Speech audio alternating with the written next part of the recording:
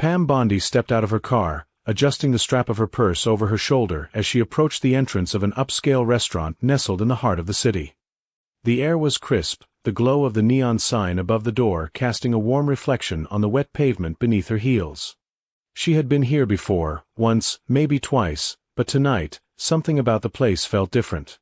Perhaps it was the subtle hum of conversation that drifted from inside, the clinking of glasses, the faint melody of a piano playing somewhere in the background. Or maybe it was just her own anticipation, the quiet hunger gnawing at the edges of her patience as she pulled open the heavy glass door and stepped inside. The restaurant was a blend of modern elegance and understated charm. Chandeliers hung low from the ceiling, casting soft golden light across sleek black tables arranged in perfect symmetry. A gentle hum of conversation filled the air, accompanied by the rhythmic clatter of silverware against porcelain plates. The scent of rich, buttery dishes wafted from the kitchen, teasing her senses and reminding her exactly why she had chosen this place tonight. She was here for a quiet meal, nothing more, just an evening to herself, away from the noise of the outside world. A hostess, dressed in a crisp black uniform, greeted her with a polite yet indifferent smile. "Good evening. Just one tonight." Pam nodded, offering a quick, professional smile in return. "Yes, just me." The hostess scanned the room briefly before grabbing a single menu and motioning for Pam to follow. As they weaved between occupied tables, Pam could feel the subtle weight of glances shifting in her direction. Whether it was recognition or simple curiosity, she didn't know and didn't particularly care. She had long since grown used to the occasional stare, the hushed whispers that sometimes accompanied her presence in public spaces. It was part of life, something she neither encouraged nor resented. The table she was led to was near the window, offering a view of the bustling street outside. The city pulsed with life beyond the glass, a steady stream of headlights, pedestrians moving in rhythmic chaos, neon signs flickering against the dark canvas of night. She slid into her seat, setting her purse beside her before picking up the menu and scanning it with idle interest. A waiter appeared almost immediately, a young man with neatly combed hair and a too eager smile. "Good evening, ma'am. Can I start you off with something to drink?" She glanced up briefly. "Just water for now, thank you." "Of course. I'll be right back." He disappeared as swiftly as he had arrived, leaving Pam to skim the menu in peace. The options were extensive, fine cuts of steak, delicate seafood dishes, decadent pasta options that promised rich, indulgent flavors. She took her time deciding, allowing herself to settle into the atmosphere, to let the tension of the day gradually melt away. By the time the waiter returned with her glass of water, she had made her choice. "I'll have the filet mignon, medium rare, with the roasted vegetables on the side." The waiter jotted it down with a practiced nod. "Excellent choice.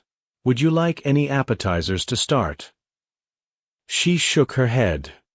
"Just the entree, please." "Very well. It should be out shortly." He collected the menu, gave a polite dip of his head, and disappeared once more, leaving Pam alone with her thoughts. She took a sip of water, savoring the coolness as it slid down her throat, then glanced idly around the restaurant. Conversations murmured at surrounding tables, couples leaned in close over candlelit dinners, waiters moved swiftly between guests with trays balanced effortlessly in their hands. It was a normal night. Uneventful. Peaceful, even. And yet, as she sat there, unaware of what was to come, she had no idea that within minutes, everything would change. The soft murmur of conversation continued around Pam as she sat waiting, her fingers lightly tracing the rim of her water glass. The city lights beyond the window shimmered, reflecting off the polished surface of her table. She wasn't thinking about anything in particular, just enjoying the quiet moment, the calm before her meal arrived. She hadn't noticed the approaching footsteps until a plate was set down in front of her with a practiced ease. "Your filet mignon, ma'am," the server said, her voice smooth and professional. Pam looked up with a polite smile, but something in the woman's expression caught her off guard.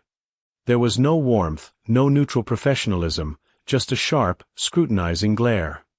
For a moment, Pam thought she had imagined it, but then the woman's gaze flicked down toward Pam's neckline, her eyes narrowing with unmistakable disapproval. "Excuse me," the server's voice was suddenly tight, her tone shifting from polite efficiency to something far colder. "You can't wear that here." Pam frowned slightly, confused. "I'm sorry." "That," the woman pointed, her finger stiff with accusation. Pam instinctively glanced down, following the server's line of sight. Her cross. The small silver cross that hung on a delicate chain around her neck, a simple yet personal accessory she had worn for years. She blinked, looking back up at the woman, trying to gauge whether this was some sort of misunderstanding. "My necklace." "Yes," the server snapped, her voice raising slightly. "You need to take it off. Now." Pam stared at her, caught between disbelief and irritation. "Why?" The woman's lips pressed together into a thin line, as if she were barely containing some deep-seated anger. "It's restaurant policy," she said finally, though her voice lacked conviction. "No religious symbols allowed in the dining area." Pam felt an icy ripple of shock course through her. "I've never heard of that." "It doesn't matter. Take it off or you'll have to leave." The words were blunt, unyielding, and the sheer audacity of them left Pam momentarily speechless. Around them, a few nearby diners had started to take notice, their conversations lowering to hushed murmurs as they turned to glance in her direction. Pam's initial shock gave way to a slow, simmering defiance. "I'm not taking it off," she said evenly. The server exhaled sharply through her nose, as if Pam's refusal was a personal offense. "Then I'll have to ask you to leave." "You can't be serious." "Either remove it or leave," the woman repeated, her voice now carrying an undeniable edge of hostility. The tension in the air thickened. A couple at a nearby table exchanged uncertain glances. A waiter, balancing a tray of drinks, hesitated mid-step, unsure whether to intervene. But the server didn't waver. If anything, her frustration deepened, her hands tightening into fists at her sides. Pam remained seated, unmoving. She met the woman's gaze with calm resolve. "This is discrimination," she said firmly. "You have no right to ask me to remove my necklace. It's a personal item, and I'm not doing anything wrong." The server scoffed. "Discrimination." She let out a short, incredulous laugh. "Give me a break. Rules are rules. If you don't like it, you can eat somewhere else." Pam felt heat rise in her chest. She had faced many things in her life: opposition, controversy, public scrutiny, but being told she couldn't wear a simple cross in a restaurant? This was absurd. And wrong. Deeply, unquestionably wrong. "I'd like to speak to your manager," she said, keeping her tone measured. The woman's expression twisted, as if Pam had just uttered the most offensive thing imaginable. "You think the manager will say anything different? We don't allow religious symbols here, end of discussion." Pam shook her head slowly, her disbelief mounting. "This is unreal." "What's unreal," the woman snapped, "is that you're making this a big deal. Just take it off and finish your meal." "No." A muscle in the server's jaw twitched. "Fine," she said abruptly. "Have it your way." Without another word, she turned sharply on her heel and stalked off toward the front of the restaurant. Pam exhaled, gripping the edge of the table, willing herself to stay composed. Around her, the hushed whispers grew louder, diners shifting uncomfortably in their seats. A man near the bar glanced at her with something that almost resembled sympathy.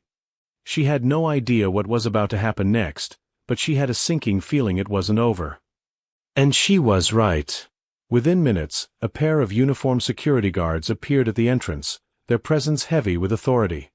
They exchanged brief words with the server, who pointed directly at Pam, her face flushed with self-righteous indignation. The guards nodded, then made their way toward her. The room seemed to grow quieter, anticipation thick in the air. "Ma'am," one of the guards said as they reached her table. "We're going to have to ask you to leave." Pam let out a slow breath, willing herself to remain calm. "On what grounds?" "You're refusing to comply with restaurant policy." "Because I won't take off my necklace?" "Ma'am, we don't make the rules. We just enforce them." So you're kicking me out because I'm wearing a cross? Neither guard responded, but their silence spoke volumes. Pam clenched her jaw. The injustice of it all burned inside her, but she also knew that arguing with security would get her nowhere. They had already made up their minds. Fine, she said finally, pushing back her chair. She stood, her posture unwavering, her expression unreadable.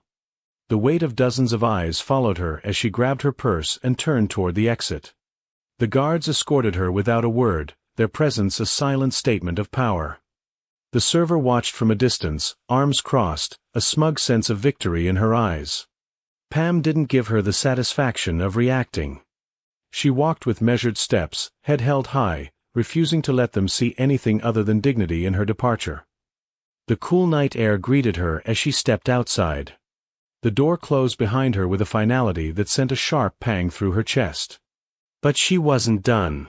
Not even close. She reached into her purse, pulled out her phone, and dialed. The call was answered within seconds. "It's me," she said, her voice calm but laced with steel. "We have a situation." Pam stood outside the restaurant, gripping her phone tightly as the night air wrapped around her. The humiliation, the sheer audacity of what had just happened, burned inside her like a fire that refused to die down. She had been thrown out, escorted like some kind of troublemaker, all because of a necklace, a simple cross that had no bearing on anyone but herself. It wasn't just wrong. It was something she couldn't let slide. The line rang once, twice, before a familiar voice answered on the other end. "It's me," she said, her voice composed but carrying the unmistakable edge of someone who had just been pushed too far. "We have a situation." The voice on the other end didn't hesitate. "Tell me." She inhaled sharply, keeping her gaze locked on the glowing restaurant sign above the entrance. "I was just kicked out of La Cascade for wearing a cross." Silence. Then a slow, deliberate exhale. "Say that again?" "You heard me," Pam said, pacing slightly on the sidewalk. "A server demanded that I take off my necklace. When I refused, she called security, and they threw me out." The person on the other end of the line didn't speak for a moment. But she could hear the subtle shift in their tone when they finally responded. "That's unacceptable." "I know." Pam clenched her jaw. "Fix it. Give me an hour." The call ended. Pam exhaled, slipping her phone back into her purse, then crossed her arms and leaned against the sleek black car parked at the curb. The city continued on around her, oblivious to the storm brewing behind her calm exterior. People walked past, cars honked in the distance, the hum of life carried on as if nothing had happened. But something had happened. And it wasn't going to stand. She didn't check her phone. She didn't need to. She knew the moment things started moving. The first sign was the restaurant manager stepping outside about 20 minutes later, his phone pressed to his ear, his expression tense. He scanned the street, his gaze flicking past her before he disappeared back inside. The next was the sudden shift in the restaurant's atmosphere. The same security guards who had thrown her out were now standing stiffly near the entrance, their postures oddly uncertain. Something was happening. Pam remained where she was, waiting. She had played this game before. She knew how it worked. Power wasn't about shouting or making a scene, it was about knowing the right people, pulling the right strings, and making sure that when you pushed back, you did it in a way that left an impact. 56 minutes after she had made the call, the restaurant doors swung open again, and out stepped the very server who had demanded she remove her cross. Except this time, she wasn't storming toward Pam with self-righteous indignation. She was pale. Stunned. She clutched a small envelope in one hand, her final paycheck, most likely, and her uniform was slightly disheveled, as if she had removed her apron in a hurry. She looked around, dazed, before her eyes landed on Pam. And just like that, the reality of what had happened settled into place. Pam pushed off from her car, her heels clicking softly against the pavement as she approached. The woman stiffened but didn't move, her expression a mixture of anger and disbelief. "You," the woman breathed, barely above a whisper. "They fired me." Pam tilted her head slightly, studying her. Actions have consequences. The server's voice trembled, and for a second, it seemed like she wanted to say something else. Apologize. Defend herself. Blame someone. But she didn't. She just swallowed hard, clutched the envelope tighter, and without another word, turned and walked away. Pam watched her disappear down the street before shifting her gaze back to the restaurant. The energy inside had changed. The moment she stepped toward the entrance again, the doors were open for her, this time not by security escorting her out, but by a staff member who gave her a nervous yet welcoming nod. The manager himself was waiting just inside, his smile tight, overly polite. "Ms. Bondi," he said quickly. "I deeply, deeply apologize for the earlier misunderstanding. Please, allow me to personally ensure that your experience tonight is nothing short of exceptional." Pam studied him for a moment, then simply nodded. "Good." He gestured toward the dining area. "Would you like your same table, or would you prefer a more private setting?" "The same table is fine." He nodded so quickly it was almost comical. Of course, of course." The tension in the room was thick as she walked back to her table, every staff member now acutely aware of her presence, their movements more careful, more deliberate. The same waiter who had served her before everything had gone sideways, appeared at her side almost instantly, his expression strained but professional. "Ma'am, may I bring you a fresh meal? It would be on the house, of course." Pam glanced at her plate, still sitting where she had left it. The food had long since gone cold. She nodded once. "That would be nice."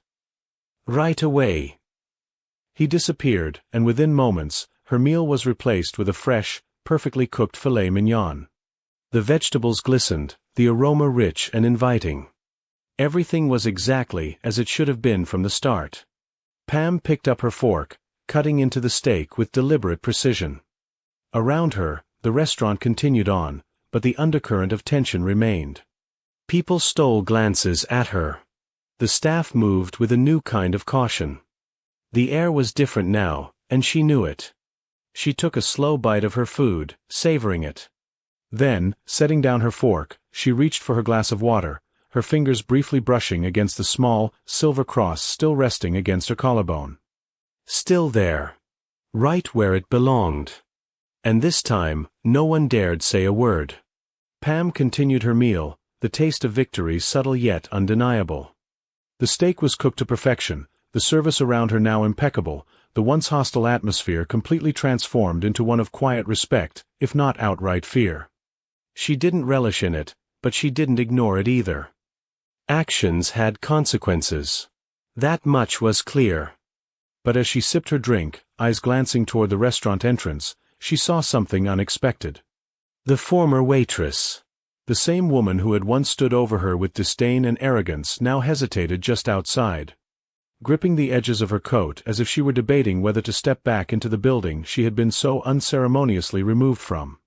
Her face was different now, no longer filled with righteous anger but with something far more fragile. Regret. Defeat. And perhaps, shame. Pam set her glass down, watching as the woman finally gathered the courage to enter. The restaurant staff noticed immediately. A few glanced around uncertainly, as if awaiting instructions, while the manager visibly tensed near the host's podium. But the woman wasn't here to cause trouble. She moved hesitantly, step by step, until she reached Pam's table. Pam didn't speak, didn't offer immediate judgment. She merely watched as the woman, now stripped of her uniform and the authority she once wielded, struggled to meet her gaze. "Ms. Bondi," the former waitress began, her voice quieter than Pam had ever heard it. She swallowed hard, exhaling shakily. "I just wanted to say that I'm sorry." The words hung in the air between them. Around them, the restaurant's patrons were pretending not to listen, but the weight of attention was undeniable. The woman shifted uncomfortably under the scrutiny. "I was wrong," she admitted, her fingers tightening around the strap of her bag. "I shouldn't have spoken to you that way. I shouldn't have treated you like that. And I shouldn't have called security on you. It wasn't my place." Pam studied her, searching for signs of insincerity. But there were none. The anger, the righteousness, the hostility, it was all gone. All that remained was someone who had learned, perhaps too late, that she had been on the wrong side of a battle she never should have started. "I lost my job," the woman continued, her voice nearly breaking. "I deserved that. I know I did. But I have a family. Kids. This job, it was everything for me. And I ruined it because I let my personal beliefs get in the way of how I should have treated a customer. How I should have treated you." The rawness in her voice was real. Pam knew what power felt like, what fear felt like, but this was something else. This was desperation. She had seen people break under pressure before. She had seen them beg, negotiate, plead. But this was different. Because this time, it wasn't about power. It was about something human. Pam inhaled slowly, her fingers lightly tapping against the table. The woman hesitated before taking a cautious step closer. "Please," she said, almost a whisper. "Please, if there's anything you can do. If you can talk to them. I just need a second chance. I swear, I will never, never ask anyone to remove their cross. Or anything. Ever again." Silence. Pam's eyes didn't waver from the woman's. She let the weight of the moment stretch, let it settle into the space between them. Then, finally, she leaned back in her chair, tilting her head slightly. "Never again," she repeated, her voice quiet, yet firm. The woman shook her head fervently. "Never." Pam considered this. The woman was broken now, humbled. She had been so sure of herself before, so certain she was right. And now? Now she was standing in front of the very person she had wronged, asking for mercy. Pam could refuse. She could leave her jobless, let her live with the consequences of her actions. But she didn't. Because the truth was, there was something far more powerful in granting someone a second chance, so long as they understood the gravity of their mistake. "Fine," Pam said at last, watching as hope flickered in the woman's eyes. "I'll make a call." The woman's lips parted slightly in disbelief, as if she hadn't expected those words. But. Pam held up a single finger. "If I hear, even once, that you've done this again to someone else, anyone, I won't just have you fired. I'll make sure you never work in this industry again. Understood?" The woman nodded so fast it was almost frantic. "Understood. Absolutely. I swear, Ms. Bondi, Pam waved a hand, cutting her off. "Enough. Go home. I'll take care of it." The woman swallowed hard, blinking rapidly as if she might cry, but she quickly turned on her heel and hurried toward the exit before she could embarrass herself further. Pam exhaled, pulling out her phone. One call. That was all it would take. The woman's job would be restored, though under very strict conditions. Actions had consequences, but so did redemption. As she put her phone away, her meal still warm in front of her, she reached up, fingers brushing against the silver cross resting against her collarbone. Still there. Still hers. And now, no one would ever dare to challenge it again.